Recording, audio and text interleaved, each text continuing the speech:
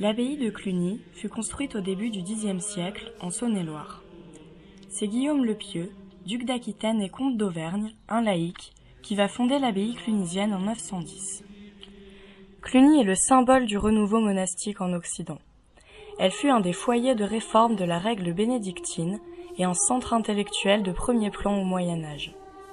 Le premier abbé, l'abbé Bernon, ainsi que ses successeurs, l'abbé Odon, l'abbé Mailleul et l'abbé Olidon, vont porter l'abbaye de Cluny à son apogée et vont permettre une expansion du pouvoir de l'abbaye à une grande partie de l'Europe. L'abbaye sera alors démantelée et son église presque détruite en 1798. Aujourd'hui, il ne subsiste qu'une partie des bâtiments faisant l'objet d'une protection au titre de monument historique. Les bâtiments de l'abbaye habitent depuis la fin du XIXe siècle l'un des 8 campus d'arts et métiers ParisTech, une grande école d'ingénieurs française. Des premières fouilles ont été réalisées de 1928 à 1950 par l'archéologue américain J.K. Conant. Depuis, de nouvelles fouilles ont été organisées et récemment, une découverte exceptionnelle a été mise à jour par l'équipe de fouilles d'Anne Beau et Anne Flamand. Nous avons pu les rencontrer pour en discuter avec elles.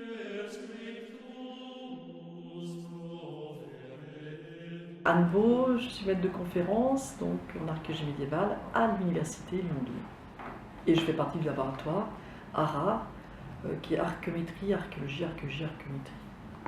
Je m'appelle Anne Flamand, je suis ingénieure d'études en archéologie au CNRS et je suis rattachée, comme Anne Beau, au laboratoire archéologie-archéométrie ARA dans lequel vous êtes aujourd'hui. La découverte à Cluny, elle s'est faite donc en septembre 2017 sur un terrain que nous fouillons. Cette nouvelle campagne, vous savez, l'archéologie, ça fonctionne par campagne de fouilles. Donc là, on est à la 3e année d'un projet qui porte sur l'ancienne infirmerie de Cluny. Et c'est un bâtiment qui est complètement dérasé, c'est-à-dire qu'il ne reste plus rien. C'est détruit en 1750, mais avec des anciens plans, on le repère à peu près. Donc ça fait 3 années de suite qu'on fouille sur ce bâtiment. Et on voulait faire en fait un sondage pour vérifier l'angle de mur, mais un petit peu plus loin, c'est un énorme bâtiment. Et en fait, c'est en faisant ce petit sondage, mais pas de manière fine en fait, à la pelleteuse mécanique, pour décaper rapidement, pour arriver très vite au mur, aux maçonneries, qu'on est tombé, par hasard, on tombe toujours par hasard, sur le trésor. C'est donc à partir de sources écrites et à l'aide d'anciens plans élaborés par les moines de l'abbaye que les 2 archéologues ont débuté leurs fouilles. En raison des résultats obtenus lors des campagnes de fouilles précédentes, elles ont choisi le secteur de l'infirmerie situé à côté de la chapelle des Malades. L'infirmerie est un bâtiment important, car elle forme une communauté à part au sein de l'abbaye en raison de sa fonction lui autorisant des règles monastiques différentes. Ces informations sont importantes pour comprendre le contexte de la découverte du trésor. Il a été caché dans la 2e moitié du XIIe siècle, même 3e quart du XIIe siècle, et c'est très précis. On sait qu'il a été caché volontairement parce qu'ils ont fait un petit trou, donc en fouille on l'a vu. On n'a pas bien vu justement en fouille, on voit très bien quand on fait un trou dans la terre et ensuite on le remplit d'une terre qui a souvent une autre couleur. Donc on voit très bien le creusement et on voit le remplissage. Là, le remplissage et l'encaissant avaient la même texture parce qu'en fait il a fait un trou. Il a mis sa bourse avec son argent et il a tout de suite refermé et il s'est trouvé sous un sol, c'est-à-dire qu'il a fait un trou dans le sol pour pouvoir le mettre. Voici, après qu'on ait un petit peu dégagé comme il est apparu, la première chose qui nous est venue, c'est l'idée de la possibilité de le prélever en entier, parce que dans les protocoles de fouille de ce type de trésors, c'est intéressant de les prélever en entier pour ensuite les fouiller en laboratoire, parce qu'on peut définir l'emplacement des pièces à l'intérieur du contenant. Il y a des choses intéressantes à déduire de la fouille en laboratoire de ces trésors. Malheureusement, nous, on a découvert, vous voyez, dans une coupe, et à chaque fois qu'on essayait de dégager, les étudiants s'en rappellent, des monnaies tombaient, il était trop instable, et tout autour, il y avait des remblais très instables. Donc, on a décidé de le fouiller délicatement et en prenant des photos systématiques à chaque fois qu'on enlevait une monnaie pour pouvoir documenter la position de certaines monnaies et de son contenant. Il a un contexte archéologique, c'est-à-dire qu'on sait où il est placé, s'il est dans un sol, dans un bâtiment. Et là, en l'occurrence, on a découvert qu'il était placé sous un sol. Et donc, on a des informations sur son enfouissement grâce au contexte et aux couches, aux unités stratigraphiques, tout ce qu'on va étudier autour de ce trésor. C'est-à-dire que quand on a fait le sondage avec la pelle mécanique, on était sur le bord de ce sondage, on regardait ce que fait la pelle, on suit le décapage de la pelle, et il y a une étudiante qui est arrivée d'un autre sondage qu'on avait un peu plus loin, et qui a vu une monnaie au sol, c'est-à-dire que la pelle mécanique a juste effleuré le trésor et a fait tomber quelques monnaies, et elle a vu une monnaie au sol. Elle a dit tiens, il y a une monnaie. Voilà. Mais ça, des monnaies, nous on en trouve enfouies, donc c'était pas exceptionnel. Donc c'est en ouais. descendant, Voilà. on dit tiens, voilà, puis c'est toi Anne qui a gratouillé un petit peu autour, et oula, mais c'est pas une monnaie là, il y a autre chose. S'il n'est pas rare de trouver des pièces de monnaie, que donne de l'importance à cette découverte? Que contenait ce trésor? C'est lorsque les archéologues ont pu le reconstituer dans sa globalité, par des analyses en laboratoire, que l'exceptionnalité de leur trouvaille s'est dessinée. D'abord, ce qui saute aux yeux, c'est l'important nombre de deniers clunisiens que contenait le trésor. Environ 2200, dont 150 oboles, l'équivalent de la moitié d'un denier. Ces monnaies en argent sont frappées à Cluny et il n'est pas si fréquent d'en retrouver. Puis, associé à ces monnaies, a été retrouvé ce que les deux archéologues ont nommé l'ensemble noué, une petite bourse en cuir fermé. Donc quand on a trouvé la bourse, dans laquelle se trouvait tout cela, voilà comment elle se présentait, c'est une petite bourse en peau nouée, c'est-à-dire que c'est vraiment très simple, hein, on entoure les objets d'une petite peau, on ferme en nouant comme ça. L'ouverture de cet ensemble a été confiée à la restauratrice Delphine Ginaud. C'est en découvrant ce qu'il contenait qu'Anne Flamin et Anne Beau ont pu prendre la mesure de leur découverte. En effet, à l'intérieur de l'ensemble noué et associé aux 2200 deniers, se trouvait une bague sigillaire en or, avec laquelle son propriétaire pouvait poser son sceau, mais aussi 21 dinars en or, une pièce en or quadrillée et un petit lingot d'or. Alors ça pose un peu une question aussi sur la composition du trésor monétaire. Voilà, c'est toutes ces pistes qui sont lancées pour essayer de comprendre pourquoi déjà on a une association entre ces deniers clunisiens et ces dinars d'or. Ça c'est un premier point, et c'est sûr que c'est l'étude qui va commencer vraiment sur toutes ces monnaies, notamment les deniers en fait, qui va déjà nous donner des pistes. C'est à Vincent Borel, doctorant au sein du laboratoire d'archéologie et philosophie d'Orient et d'Occident, qu'a été confiée l'analyse des monnaies. Ces études nous informent que tous les dinars ont été frappés entre 1121 et 1131 et donnent de nombreuses indications sur leur provenance. Ainsi, 4 lieux de frappe sont identifiés: Almeria, Séville, Grenade en Espagne et Noulanta au Maroc. Nous savons également que tous les deniers ont probablement été frappés à Cluny, excepté 3 frappés à Meaux, Paris et Orléans. On sait que les dinars, on connaît leur date, on connaît plusieurs lieux de leur provenance, donc on va essayer de remonter un peu le fil de l'histoire pour savoir à qui ils appartenaient, d'où venait la personne qui a pu les enfouir. À partir des informations des objets, on a quand même quelques indications. Nous savons que Cluny était une abbaye puissante encore à cette époque, et même si c'est dans la région de Cluny que l'on a retrouvé le plus de deniers clunisiens, des trouvailles ont été faites jusqu'en Angleterre et au nord de l'Espagne, à Salagoun. Ces informations qu'a dévoilées l'analyse des monnaies contenues dans le trésor amènent de nouveaux questionnements. Comment ces différentes monnaies se sont retrouvées au même endroit?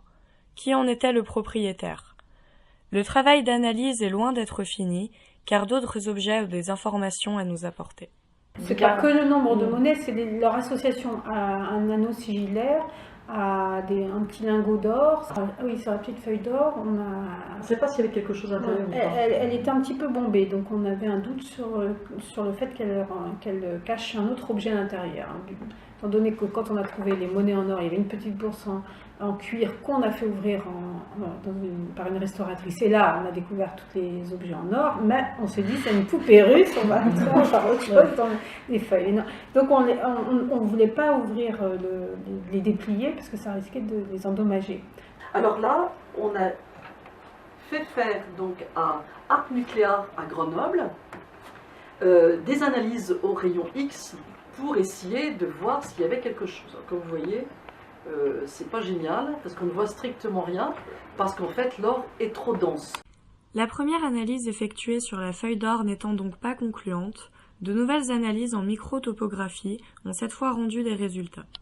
Et ensuite, il nous a proposé, par l'intermédiaire du CEA de Grenoble, les gros aménagements nucléaires qu'il y a là-bas, de faire de la tomographie, c'est-à-dire Microtomographie. Microtomographie, oui, c'est une espèce de, c'est une sorte de radio, je ne sais pas trop. Qu'utilisent les comment médecins, ça Voilà, permet de très, couper un cœur, un organe. Voilà, et on voit à l'intérieur. C'est aussi ce qui est utilisé quand on veut lire des manuscrits dont les feuilles sont collées et qu'on ne peut pas les déplier. Ben maintenant, ils arrivent par l'intermédiaire de cette technologie de lire les lettres. Donc c'est assez génial. On a coupé, si vous voulez, le petit paquet d'or, et on voit très bien, cette fois-ci on voit que ce sont que des feuilles d'or, et avec l'effet du tassement, vous voyez, ça a été très compact. Donc c'était pas la peine de l'ouvrir.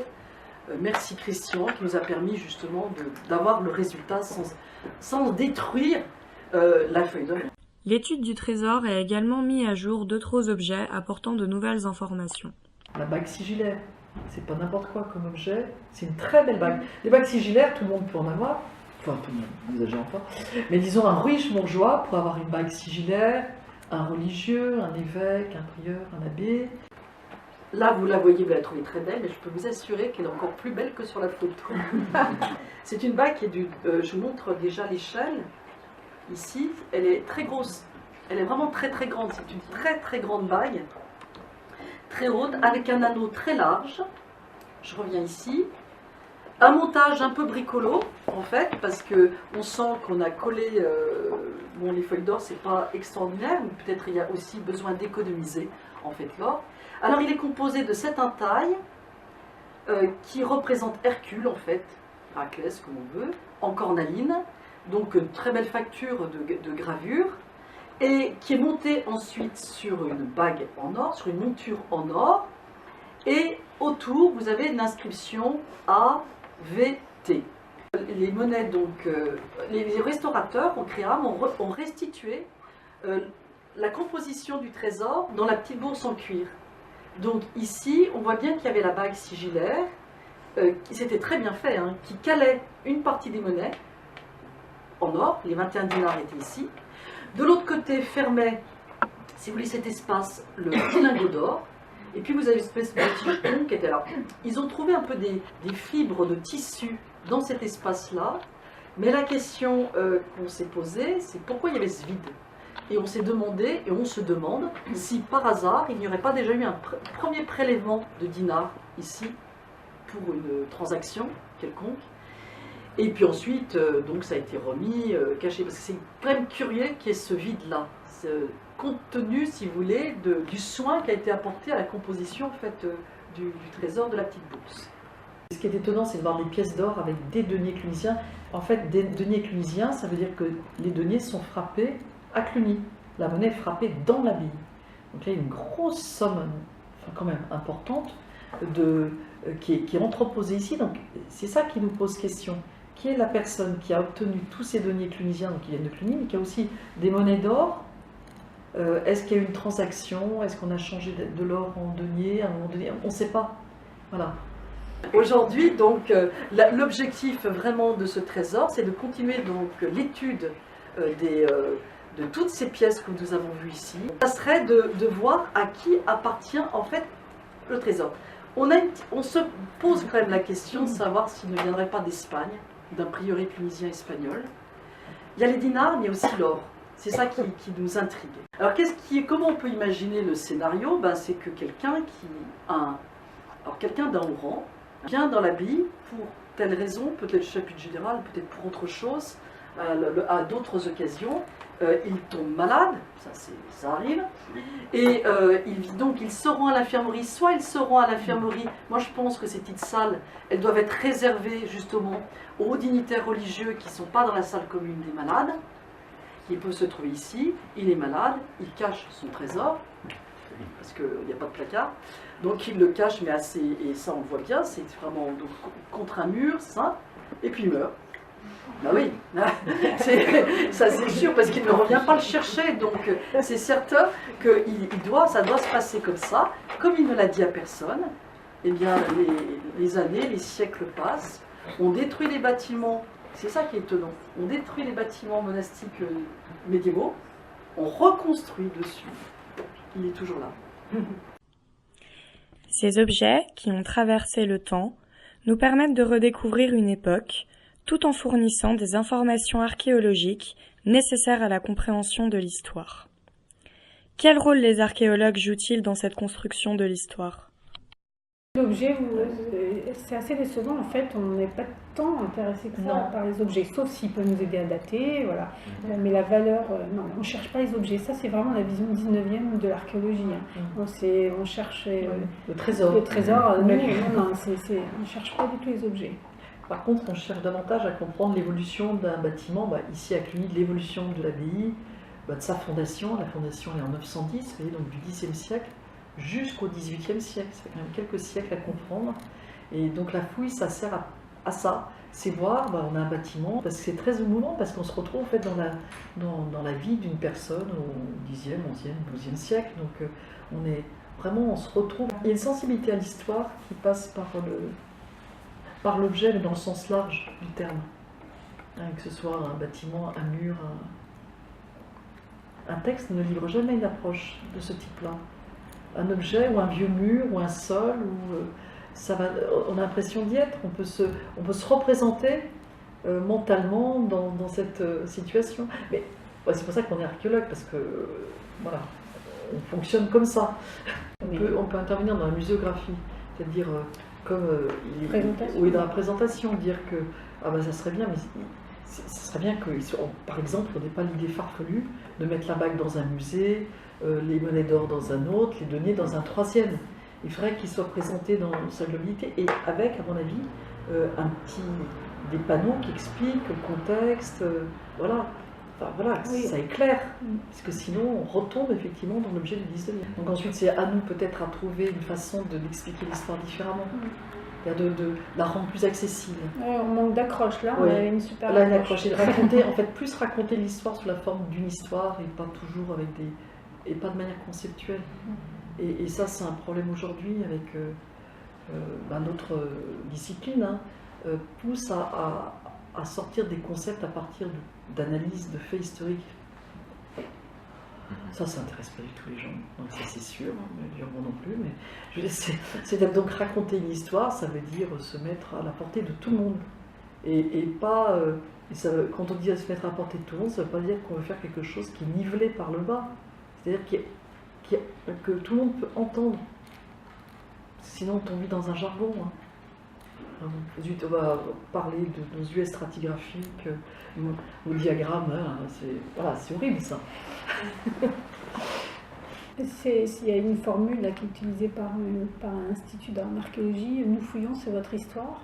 On a un petit peu de ça, nous on fouille, mais on espère que ça va pouvoir le partager. Mais le trésor, c'est pas nous, c'est absolument pas. Donc, nous, c'est une découverte qui appartient à l'histoire et au public en général.